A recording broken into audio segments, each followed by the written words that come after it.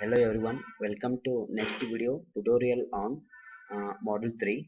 In the previous video I have explained how to identify server side technologies. In the today video I am going to explain how to identify server side functionalities. Okay, this is the way how we identify which all language they are using in their website to design their framework, and how they will send the data. By identifying all these things, we can make a guess of that how to design our system by using by obtaining the ideas from those websites.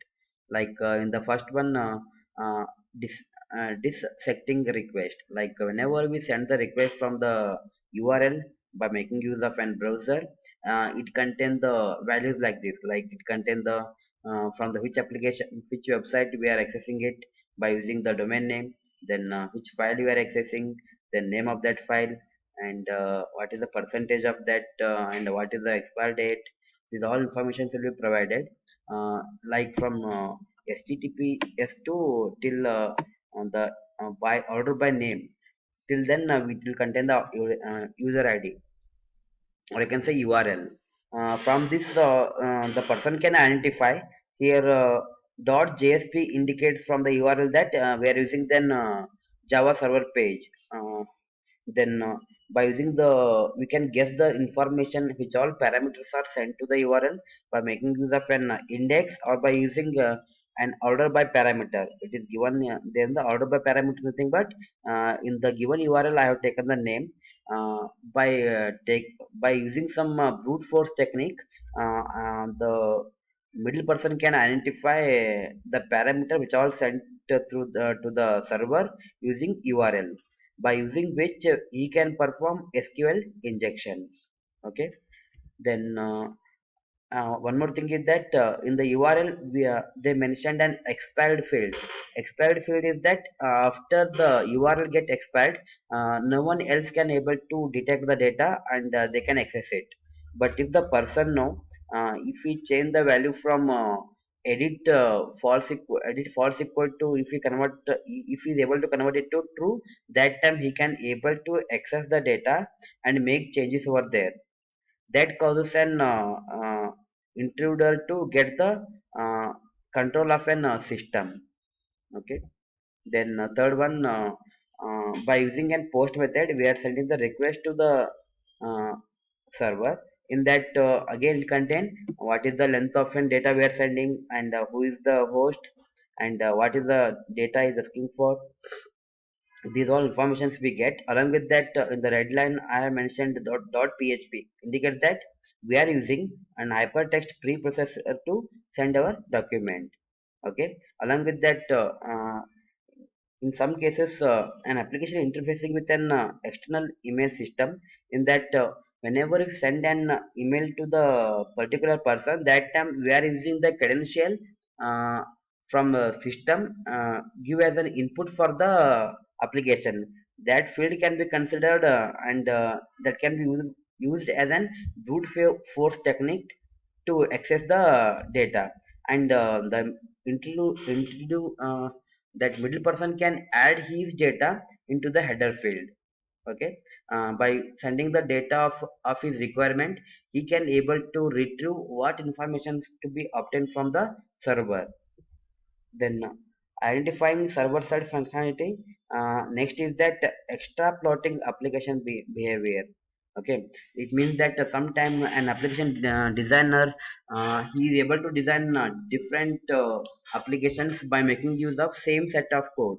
Okay, in such, for each code he has to follow some authentication, like he has to provide some security for no one can able to access those data. But if the same code is using for uh, different applications have their own way of requirement, but the developer might not knowing, the intruder can access those kind of data if the same functionality used in other application. Because of not knowing this, the intruder can able to get the same functionality in different application, and he can find out the loopholes to access data from the application where the authentication will not provide and security. This is how he can perform injection of an data. Then if you are lucky, if the whatever the validation work is he is applied for the one technique, if it works for all the application, that time it may save the data to be not accessible by the intruder. Okay, this is how server side functionality get works. Next is mapping the attacker surface. In mapping the attack surface, we are having different possible ways for the an intruder to extract the data, or he can perform some SQL injection during different ways. Like different platforms are, it can be a client side validation during which if the checks may not be replicated on the server, that time we can identify that it is an error, it is an uh, not authenticated, intruder can able to get the data. Similarly, database interaction, like I already said, SQL injection during file uploading and downloading, if the path not contain proper authentication, that time he can able to get it. Display up user supply data by sending our credential in the form of forms, HTML forms, that time also they can able to get the data.